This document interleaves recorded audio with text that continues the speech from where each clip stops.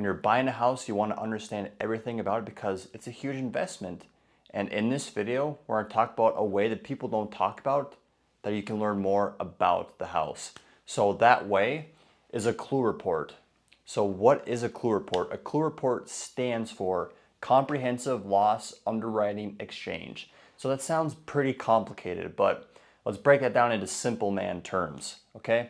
It's buyers can understand by getting this from the seller the insurance claims on a property. We're going to talk about, some of the benefits about it, but that's basically what it is. It's understanding the insurance claims on a house that the owner put on, okay?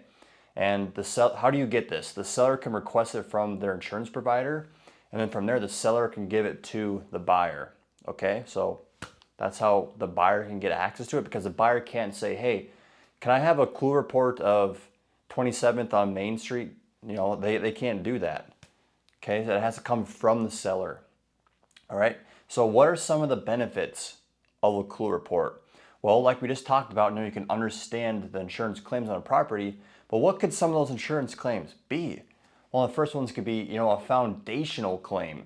Okay, maybe there's something with the foundation, they put an insurance claim on it, got repaired, fixed, potentially fixed, but now you can understand, okay, well, this is something maybe keep an eye on, all right? And maybe there's some water claims, all right? Some water damage. Okay, is this a common thing? How many times has this happened? Something to think about, all right? And yeah, you can get eyes on that mitigation system. So maybe, you get the clue report, maybe the inspector's coming on in a couple days, say, hey, I got this in the clue report. Can you go look at this? Because maybe it would have been missed if not talked about, all right? So that's a good way to see it. So you can get eyes on the mitigation and see, does it look like it's still a problem? Maybe the inspector can look at it as well. Just really get good eyes on what happened potentially. All right, and another one that people don't really talk about is crime claims. This house get broken into, damage, vandalism, all those things are huge when purchasing a house because you want to live in a nice neighborhood. So if this house had a lot of claims on crime, well, maybe you want to shop elsewhere because maybe it's a dangerous neighborhood. Okay, that's something to think about when it comes to safety. All right, now this is a big one. All right, a contingency. So you can have on the purchase agreement that this is a contingent on the clue report, meaning once you get the clue report back, if something looks fishy and this really is huge red flag, the buyer can walk away and keep his earnest money, which is huge. So it protects the buyer from red flag claims. So maybe just crime, all these crime, the buyer looks at it and be like, you know what, say this is me and my wife, we looked over the clue report, we're gonna back out of this contract because we just don't feel safe, we want to raise a family here.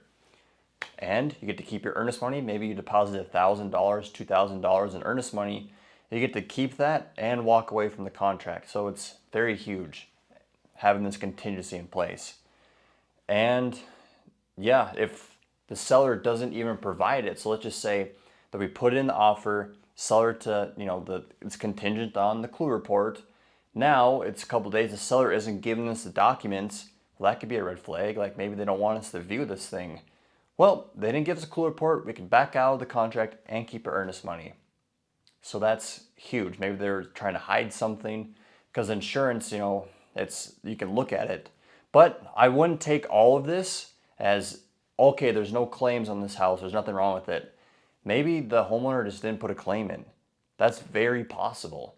That they just didn't file insurance or anything. They just maybe fixed something themselves or just didn't report it.